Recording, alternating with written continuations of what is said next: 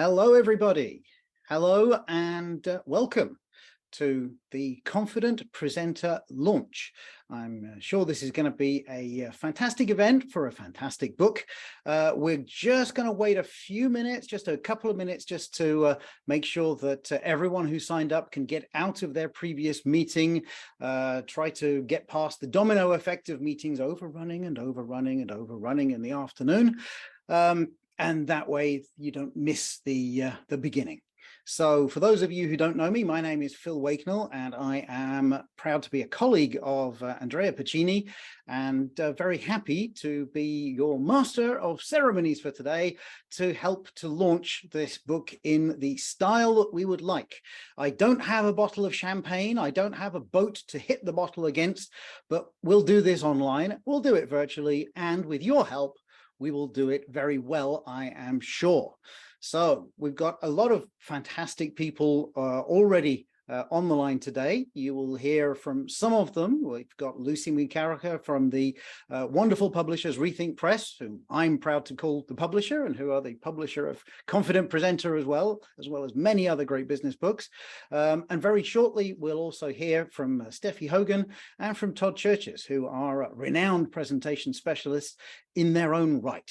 So I'm hoping that we're going to have a great time. I'd like to tell you two things before we get started.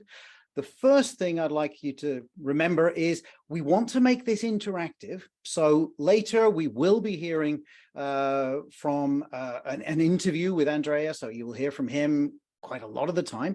But after that, we do want to open up to your questions. So this is your opportunity to ask the most embarrassing questions possible to Andrea, anything that somebody who's launching a book really doesn't want to have to answer, but also any questions about why did he write this book? Why is it so important? Why are presentations still so bad in 2023?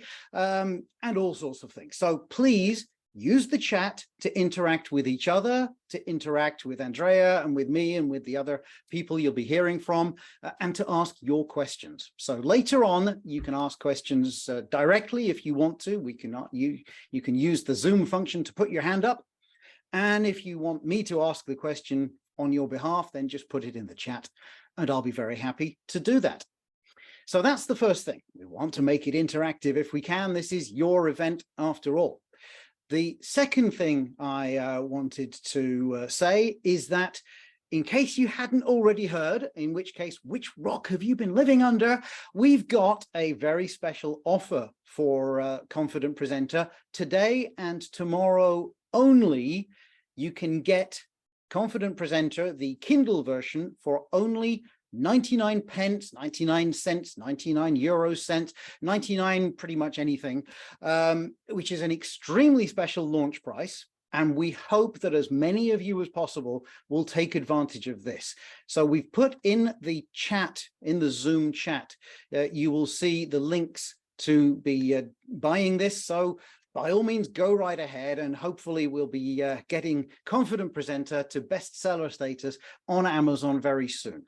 And remember, you don't need to have a Kindle device in order to buy the Kindle version. It's just Amazon's ebook format, and you can get the Kindle application for free on your PC, on your Mac, on your telephone, on your tablet. You don't need a Kindle device, but if you have it, then it worked great on that too. So that's all I wanted to say right at the start. And I think we've got a whole lot of great people on the line, and I would like to thank you on Andrea's behalf, on everyone's behalf. I'd like to thank you for joining us and being with us for this momentous launch of this momentous book. So before we get into the interview, which we're going to have with Andrea, and you can hopefully see him here in the background, what I'd like to do is to begin by turning the word over to a couple of our esteemed colleagues in the presentation sphere from the other side of the Atlantic to where I am. And I'd like to start with Todd Churches. Now, Todd is the author of a fantastic book, which I have here, which is called Visual Leadership. And you might think it's about visual leadership, but actually I would say it's not just visual. It's, for me, the best leadership book I've read. I think it's absolutely fantastic, and I strongly encourage you to get a copy. Strangely, we don't have a special offer for you, but buy it anyway. And Todd has been one of the beta readers for A Confident Presenter, and we'd like to pass the microphone over to Todd to say a few words about Confident Presenter from his point of view. Todd, the floor is yours. Phil, thank you so much. I greatly appreciate it. And thank you for having me. And Andrea, yes, I was one of the privileged few to read the advanced version. I look forward to getting my hard copy to add it to my extensive bookshelf behind me. So along with Phil Wakenell's book, Business Presentation Revolution, which is one of my other favorite books on presenting. So greetings from New York. I see John here is wearing a New York sweatshirt. So thank you for welcoming me with that. Appreciate that, my friend. So there's so many books out there on presentations. And one of the things that connected me with Andrea, we've never met in person, but we feel like we're old friends. We've met a few years ago, is our mutual love of presentation and presentation skills authors and gurus. The big three being Nancy Duarte, who wrote Resonate and Slideology, Gar Reynolds, who wrote Presentation Zen and The Naked Presenter, among others, and Carmine Gallo, who wrote Presentation Secrets of Steve Jobs and Talk Like TED and others. So if you notice, I mentioned 3 books because that is the rule of 3 that Andrea talks about in his book. And if you want to learn that tip and many others, why 3? What's so magical about 3? Andrea gets into that. So that's one of our practices. And adding to that list and also adding to Phil's book that I just mentioned is now Andrea's book, which is an excellent addition to any library on how to improve your presentation skills. So just to tell you who I am, just real briefly, my name is Todd Churches. I'm the CEO and co-founder of Big Blue Gumball, a leadership consulting and coaching firm here in New York. I also teach leadership at NYU and Columbia, and I'm the author of Visual Leadership as well as a TED speaker. You can see my TED Talk, The Power of Visual Thinking, and my mission is to help make the world a better place through visual thinking, visual communication, and visual leadership. If you notice, I just introduced myself using a 4-step framework that I learned from Andrea, which is your name, your role, your credibility statement, and your vision. So if you want a lot of different tools, tips, and techniques, which as you notice, that's not only alliteration, but an example of the rule of 3 again. Andrea's book has so many tips that I've been practicing, but didn't even realize it, but also so many other tips that I didn't even think about before. So Andrea, thank you for that. So that just shows that even when you've read all of these books on presenting, there's always more we can learn. And I always say that the true value of knowledge is not in its accumulation, but in its application. So it's really not just about, you can read all these books, but as Phil said, why are there so many bad presentations and bad presenters out there? It's because we don't practice what we preach. So when you learn these things, when you read these books, you only become a better presenter by presenting, right? I'm sure everyone here will agree that it comes with practice and preparation. So why this book? I love the title, Confident Presenter, because I always say that confidence is the differentiator in many cases between success and failure, right? If you believe in yourself, if you believe in your design, your delivery, your content, and in yourself, you're going to come across as a more confident presenter. And this book will help you to do that. So I love the subtitle, Inspire Our Audience, Increase Our Influence, and Make an Impact, because that's what presenting is all about. And I'm sure Andrea will talk about his SCORE method, which is a game changer. So with that, I just want to close by saying, why this book? Let me just sum it up with my Amazon review that I just posted just a few minutes before this session. So I said, I always tell my clients and students that when presenting, we need to focus on 3 E's. These are my 3 E's: educate, engage, and excite. That's exactly what presentation expert Andrea Piccini does in his terrific new book. He provides 1, a wealth of valuable content. 2, he captures and holds our attention through his effective storytelling and examples. And 3, he inspires us to want to put these ideas into practice. So filled with timeless tools, tips, and techniques, rule of 3, Confident Presenter will help every reader to deliver their messages with greater poise, presence, and power. Not only the rule of 3, but alliteration as well, so as to become a more competent, compelling, and confident public speaker. So with that, I thank you for allowing me to speak today. And congratulations to Andrea on his terrific new book. Well, Todd, thank you so much for that. But I came in under honestly, my 5 minutes. I came in under my 5 minutes. With, you 30 did come in seconds. under your 5 Yeah. minutes, and I think that might be quite possibly one of the most eloquent and erudite book recommendations I have heard. So basically, if all of you put in practice nearly as many of Andrea's techniques as Todd just did, then I'm pretty sure your communication is certainly going to stand out and shine. So talking about shining, I'd like now to hand over to our second special guest, and this is Steffi Hogan. Steffi is a founding member of the Presentation Guild and has something in common with Todd, as well as the three authors that Todd mentioned earlier on, Nancy Duarte, Gar Reynolds, and Carmine Gallo. And do you know what that is that all of these 5 people have in common? I'll tell you as soon as we finish hearing from Steffi, but you can put your answers in the chat if you think you know the answer. What do these 5 people have in common apart from being very well-known presentation specialists?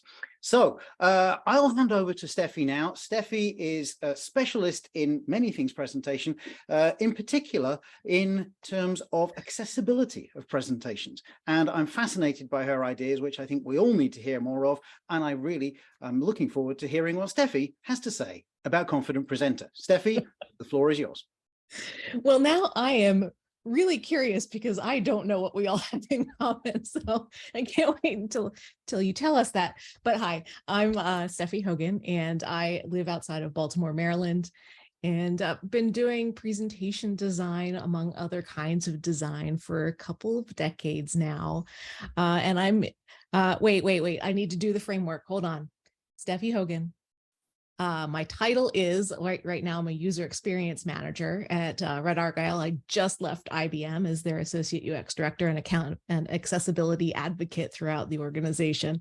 So what the job entails, what the job entails. So basically, I design things, and I don't make things pretty. I make them user friendly. I make them accessible. I make them relatable and able to connect with the audience, whomever that is. Your audience are your users for when we're talking about presenting. What makes my company special? I mean, it's a company.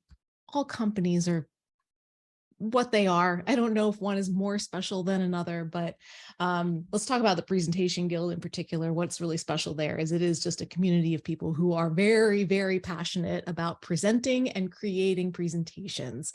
And a lot of what we do there is everything Andrea talks about in his book, the things that we wish everybody knew. And so, yeah, that's what I love. Accessible design is my jam. Presentation design is my jam. And I try to get people to understand how to do it well.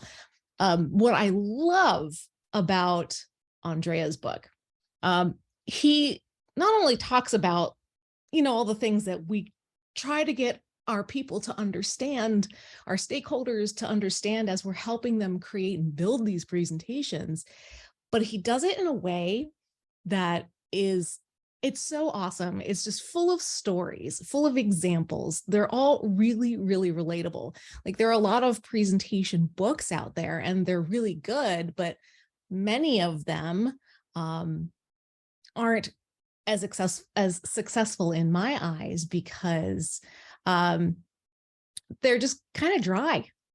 But this one is not. This one is a really fun read. You get to learn a lot about different companies and what they've done and how their presentations have impacted, their business and the people around them. So that's what I really, really enjoyed about this, especially since I have severe ADHD. It's really, really difficult for me to focus on actually reading a full book from front to back.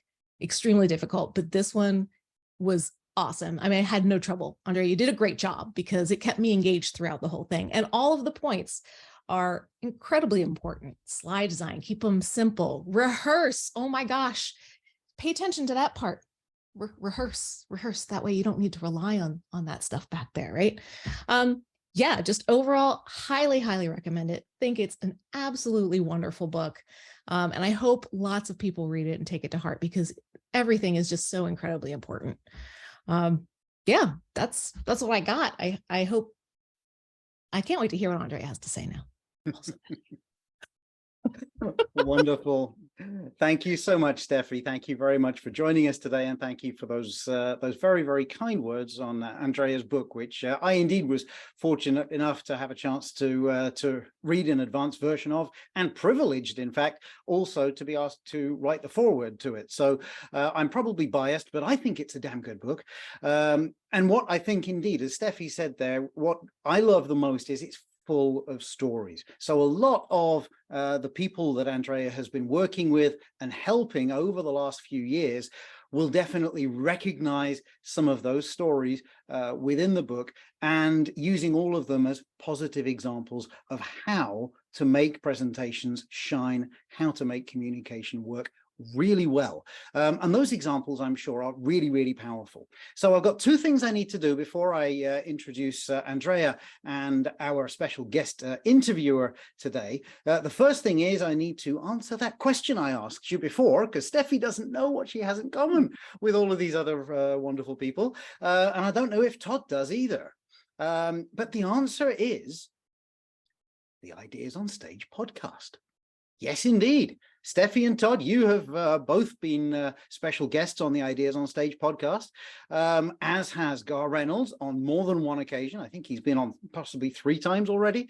And Carmen Gallo has been on there as well. Andrea has been the interviewer for most of these. And Nancy Duarte herself is not yet published on there, but a little bird tells me we're going to get her on there very soon. However, we do have her colleague and co-author, Patty Sanchez, who co-authored the wonderful book Illuminate together with Nancy Duarte, and who works for Duarte Design.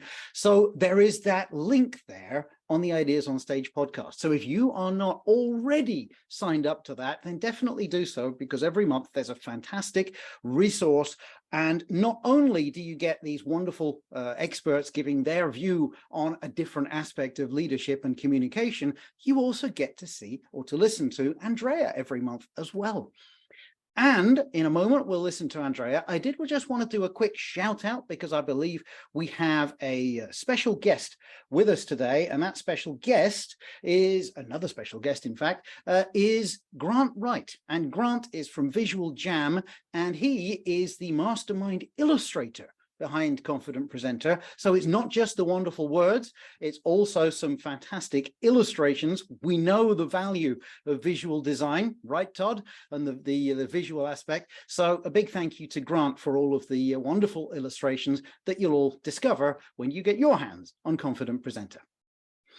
So now it's time for me to hand over to not only Andrea, but also our very special guest interviewer, and that is Lucy McCarracher. Lucy is one of the founders of Rethink Press, the leading business book publisher in the UK and beyond. And I'm very proud to call Lucy my publisher. Andrea is very proud to call her his publisher. And Lucy, the floor is yours. Please grill Andrea and get him to tell us all about this wonderful book that you've just published. Lucy, over to you. Thank you, Phil. And I'm very proud to be both of your publishers. And I think I see a couple of other Rethink Press authors in the on the call today. So that's wonderful. So yes, I am the founder of Rethink Press and the founder of the Business Book Awards.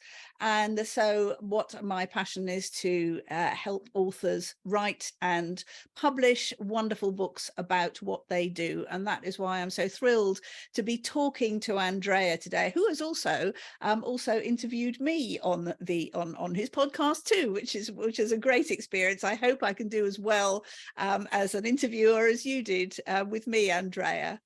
So my first question to you, after having said congratulations on the launch of your book, which is absolutely wonderful, and I'm thrilled to have it out today. My first question to you, which Phil has already raised, is the obvious one. Why did you write this book? Why did I write the book? So first of all, thanks to everybody, Phil, Todd, Steffi, Lucy, everybody who attended today. Why did I write the book? Because I think, Lucy, there's a misunderstanding when it comes to confidence in presenting. A lot of people think that confidence comes from either wishful thinking or innate self-belief or natural talent, whereas It has nothing to do with that. In my experience, confidence comes from three things. Number one, familiarity and preparation. The more we do certain things, the more confident we become at doing those things, including public speaking. For example, some time ago, I watched an interview of Kobe Bryant, one of the best NBA players of all time. He was answering a few questions, and one of the questions was, Kobe, how is it possible that every time I see you playing, you always look so confident? And he said, the only reason why you think I'm confident is because when you see me doing certain things, I've done those things 1,000 times before. Confidence comes from preparation, he said. And I agree with him 100%. So that's the first thing.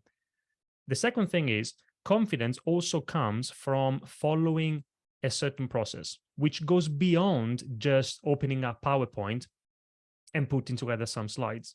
So much more to it. So first of all, we need to start with the audience, understanding who they are, what they need, so that we can create something which is relevant to them. We also need to be able to identify key messages.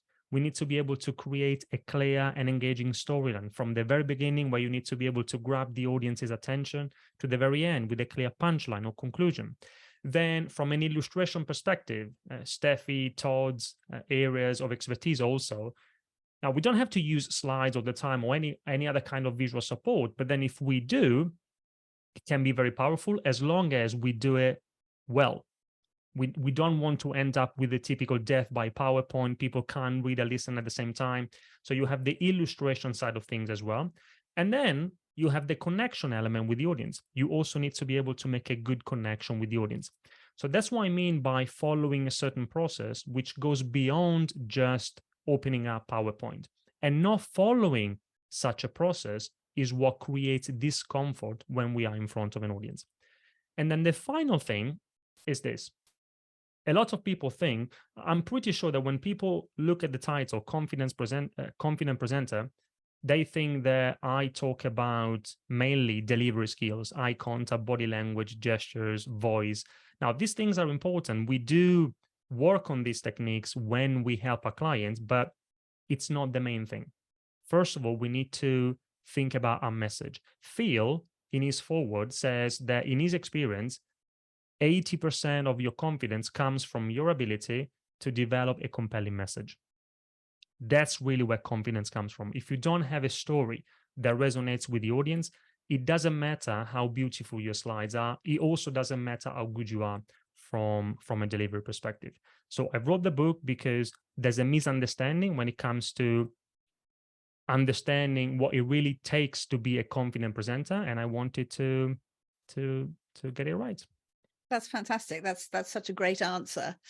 So you've talked about the confidence needed to be a good presenter, but let's go back a bit further. Why are presentations in themselves so important?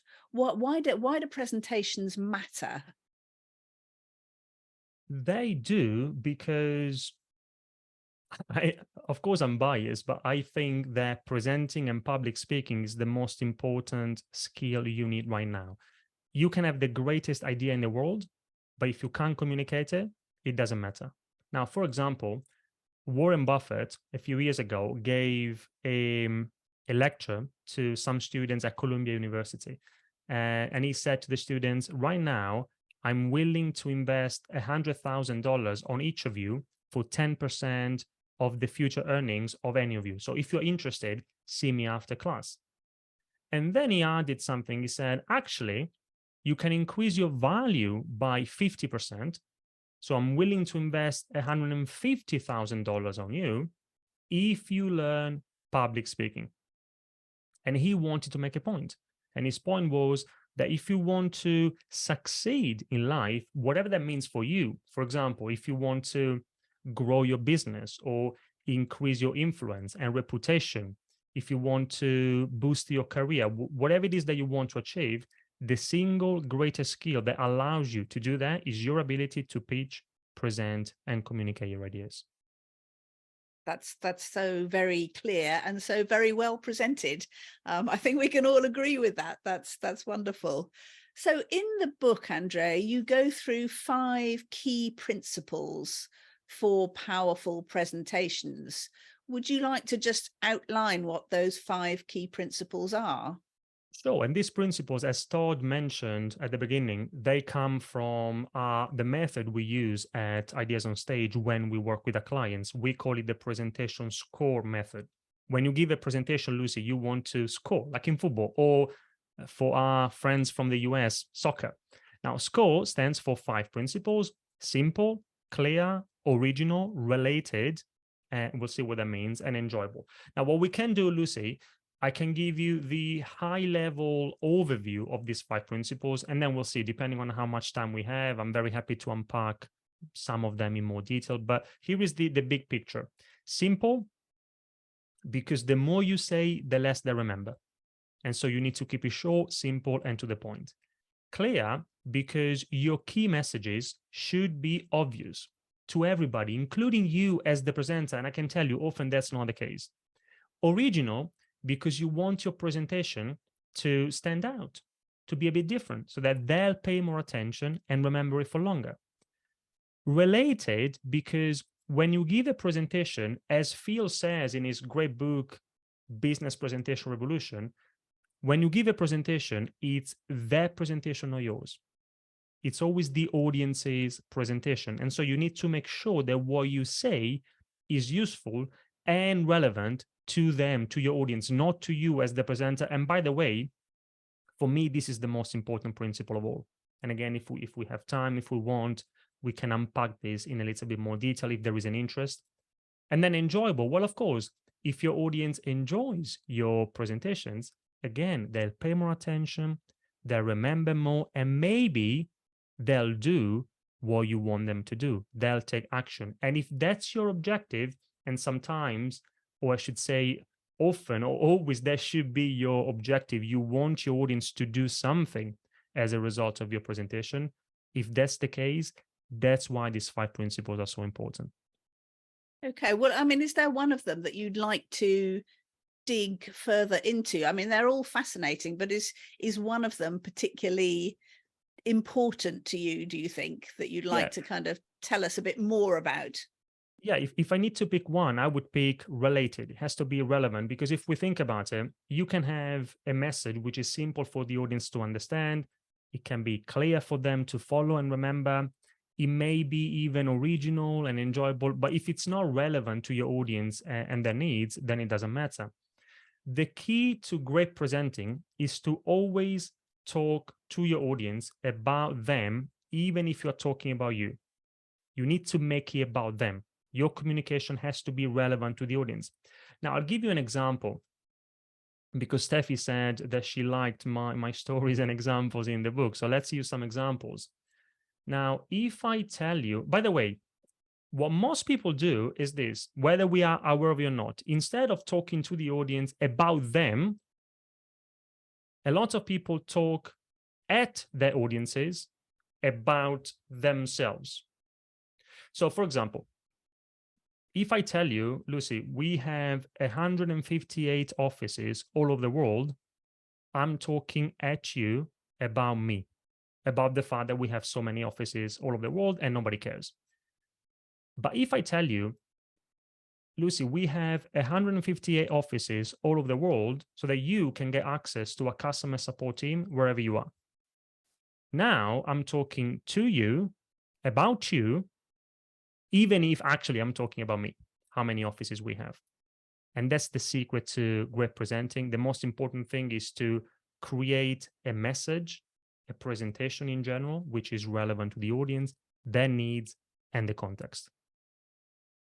That's a really great answer and a brilliant example. So simple, you can state a fact about you, but it's the way you relate it to your audience that is going to interest them about that fact and whether it's relevant to them. Yeah, no, that's brilliant. Thank you, Andrea. So obviously, failing to relate is a big error in presentations. So, but what are the worst problems you see in most business presentations? I mean, I'm sure we've all sat through business presentations that we might have nodded off in, or rather they'd finished a little sooner than they did. But you know, as the expert, what are the things that really undermine good presentations? Let me give you the one thing first, and then again we'll take it from there. The number one challenge I see when we work with the clients, me, my colleagues, is that often, so we are talking about, often we work with business owners, business leaders and their teams. We are talking about people who are very good at what they do. They know their stuff, they have experience and expertise, but they often struggle to, whether they are aware or not, they struggle to present effectively. And the reason why that happens is because often we know so much about a subject, and we are also so close to it, that we think that everything is important. And so we think that we need to communicate everything. We also think that what we are communicating is simple and clear and engaging for the audience. Often the experience from their perspective is the opposite. It's confusing. And in communication, it's very simple. If you confuse, you lose your audience, you lose their attention, and you lose it not just during the presentation, you lose it for good. Let me give you another example, Lucy. So this is the number one problem in communication, which the description of it, so we say all the time with our clients, but the description of it, the best description of it, I found it in an amazing, but we're talking about books today, an amazing book that I read many years ago, Made to Stick by the Heath brothers. And it's a book about how to make your ideas stick in the minds of your audiences. And in that book, they give an example. They talk about a Stanford University study known as tappers and listeners. And what happened was that in 1990, a psychology student asked two groups of people to play a game. One group, the tappers, they had to tap out rhythms to famous songs on a table. So think about very famous songs like Happy Birthday to You, songs like that. But instead of singing the songs, they had to tap them out on a table, the tappers. And then the other group, the listeners, they just had to try and guess the songs. Now, before the experiment started, the student asked the tappers to estimate how many songs they thought the listeners would have guessed. I'm just curious, can I ask also you, Lucy, and also our audience today, can you please let me know in the chat, what do you think on a scale, in percentage, on a scale from 0 to 100%, what do you think, how many songs did the tappers think that the listeners would have guessed? Can you let me know in the chat? Yeah, that's an interesting 10%, question. 80. Oh, I'm going to say, Steffi, very pessimistic. Yeah. 40, I'm going to say 30. I think I'm going to 30. Okay. Yeah. So 30%. the tappers thought 50%. So they thought that the listeners would have guessed 50% of the songs.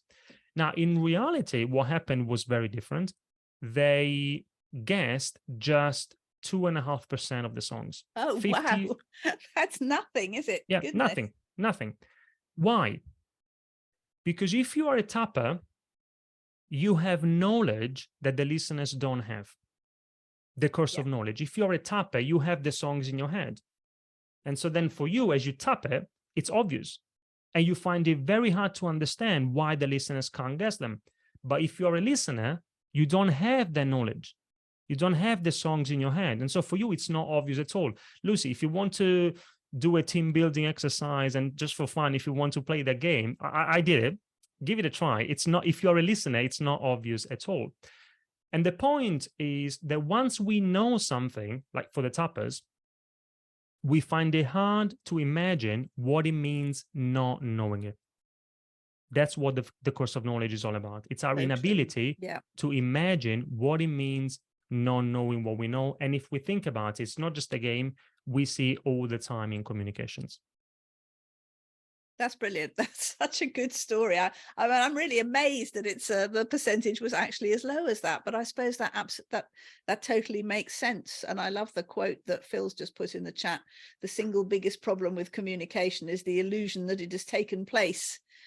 Sure, yeah, that's Amazing. Yes. So that you think that is the main problem with most presentations, is that the presenter, the speaker, does not get their knowledge out of their head in the right way to communicate it to the audience, so they're just in their own way. So Yeah. so what is the way? Is there a key way that they can improve on that problem? There are many ways. There are many things we can do, from both from a message perspective, from a design perspective, from a delivery perspective. If we think about your message, which is the main focus of my book, then, so here is the thing. If you think, actually, you, Lucy, let's use your example. If you think about writing, you know better than anybody else that all experienced writers know, that's what I've learned with you, working with you, your team, that the secret, the key to great writing is not in what you say, it's in what you don't say. The more you remove, the better the book, or the better the article, the better the book, the better the email. And the same is true with our presentations. And so, for example, one of the exercises we go through when we work with our clients is we always try to summarize the core idea behind somebody's next presentation in maximum 70 words. That's it, 30 seconds. I can promise you, if you can share your message in that time, then you can say it longer. If not, your message isn't simple enough. So Right. for audience today, give it a try. Think about your next presentation. How can you summarize the core idea behind that presentation in maximum 70 words? And if you get stuck, some people here will be familiar with this tool already because we have some clients here, but for the others, try to follow this format. What, so what next?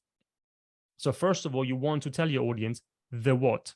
What's the key message? What's the key takeaway? What do they need to understand and remember and take away from your presentation, which is important, but it's not enough. So what? Tell them, why should they care? Why is your message, again, we talked about it earlier, important and relevant to them, to your audience? And then what next? Okay, now that they care, now that they understand why this is important to them, what do you want them to do after your presentation? Or at the very least, what do you want them to think, to believe, to feel after your presentation? And that's one way, a practical tool for people to be able to get to the core of what it is that they want to communicate and simplify. Yeah, that's brilliant. I love the way you break things down into simple stages, that it's very easy to follow, but also very thought-provoking ideas that, you know, that we haven't necessarily been able to formulate for ourselves as presenters or speakers before. No, that's wonderful. So Andrea, you and I both have an interest from our different perspectives about the role and the developing role of AI, artificial intelligence. As a publisher, it's an issue for me if people try and start writing their books entirely with ChatGPT, which I sincerely hope they won't. What about the role of AI in public speaking? Is it positive? Is it negative? Is it worrying? What's happening? Okay. I did see, though, that a few days ago you posted something about using artificial intelligence with your clients, and I was curious. So maybe we'll take you offline. We'll have a conversation about it. Yeah, sure. Yeah, but it won't be about writing books with ChatGPT. Let me just say that. There's lots of different kinds of AI. Yeah. Okay, so now I don't have a crystal ball, so I don't know what will happen in the future, but here is what I think.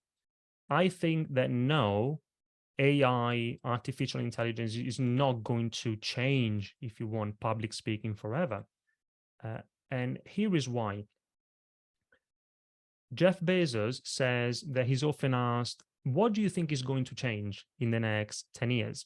And he says, nobody ever asked me, what do you think is not going to change in the next 10 years? And he thinks that the second question is much more useful, because he says, if you focus on the things that don't change, you will be successful.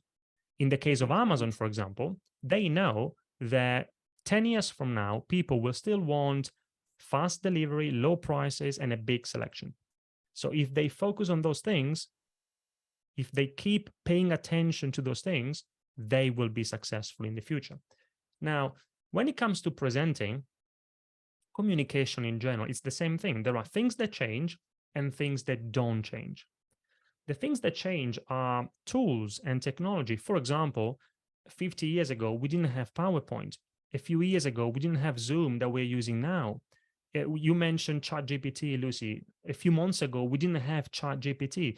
No. These are tools that will change. That's inevitable.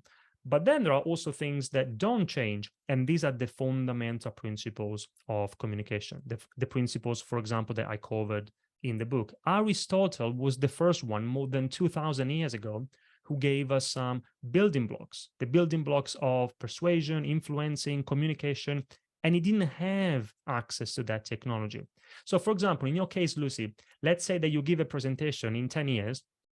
Let's say that you give a presentation and then somebody comes to you from the audience and they say, Lucy, that was a great presentation. I just wish that your message was not so simple for me to understand. That will never happen. Or I just wish that your presentation was not so clear for me to remember and to follow. Or that it wasn't so original and enjoyable. Or Lucy, great talk. I just wish that your message was not so relevant to me and my needs. That will never happen. Right. And it will never happen because these are the fundamental principles of communication. Of course, we do want to, and I do, like we do want to pay attention to what's going on from a technological perspective. But what really makes a difference and what separates average communicators from great confident presenters is whether or not they focus on the things that don't change. Right. That's a very good answer and very interesting. Yes. So finally, Andrea, you talk about relevance. Why do you think that it was particularly important and relevant for you to write this book right now? I think it's connected to what we said at the very beginning when I give the example of Warren Buffett, that public speaking is the most important skill we need right now. I think, Lucy, that a presentation is a bit like a first date. It's an opportunity to make a great first impression with the audience. And the problem I often see is that many people in companies make the big mistake of making an invisible first impression when presenting. So it's not that they make a bad first impression, although sometimes they do. Often they do, but often they don't make a good first impression either. It's just invisible. And I think we need to change that. Again, Phil in Business Presentation Revolution says that if we think about it, if meeting participants remember nothing, then the return on their investment is minimal. Right. If your leadership presentation fails to inspire your team, your partners, then they won't be motivated to follow you and deliver on your strategy. If your sales pitch fails to make customers want to buy from you, your revenues will suffer. So again, whatever we want to achieve in business and in life, our ability to pitch, present, and communicate our ideas is what really makes a difference. Fantastic. Andrea, thank you so much. I think I've had my fair share of asking you the questions I wanted to ask you, and I just would like to say again how proud I am and how thrilled I am to have published this book. I obviously may be a little bit biased as your publisher, but I think it's highly relevant, and everybody who has any aspirations to presenting and speaking should definitely read it. But Phil, I think other people might want to have a turn at asking Andrea questions, but Andrea, thank you so much for such a fascinating presentation. Thank you, Lucy. And let me say thank you and your team for all your support. We started working together about a year ago for the book, and I believe that my book is at the very least 10 times better than what it would have been without your support. So thank you very much. Oh, thank you. That's lovely to hear too. Excellent. Thank you very much indeed, Lucy. And special thanks to Steffi and to Todd for your participation. And a thank you to everybody else. And a reminder, today and tomorrow only, you can get your copy of Confident Presenter for only 99 cents, 99 pence, etc. From Amazon, the Kindle version. Remember, you don't need a Kindle device. You can get that on practically any device. And if you do, then you can also, using a link which we'll be giving you, get access to £250 worth of exclusive free training courses. All that for just 99 pence today or tomorrow. So you know what to do. The links are in the chat and we'll be sending you those via email afterwards as well. And I think after everything we've heard today, you will definitely want to get your hands on a copy of Confident Presenter soon. And as Gar Reynolds says, get 2 copies, one for yourself and one for someone who really needs it. We all know someone who really needs it. So Andrea, congratulations on your launch and thank you for your participation today. Thank you to Ron Jane for helping us with the organization. Thank you to all of you for being here at the beginning of what I'm sure is going to be a fantastic journey. Thank you, everybody, and we'll see you again soon. Take care. Bye-bye.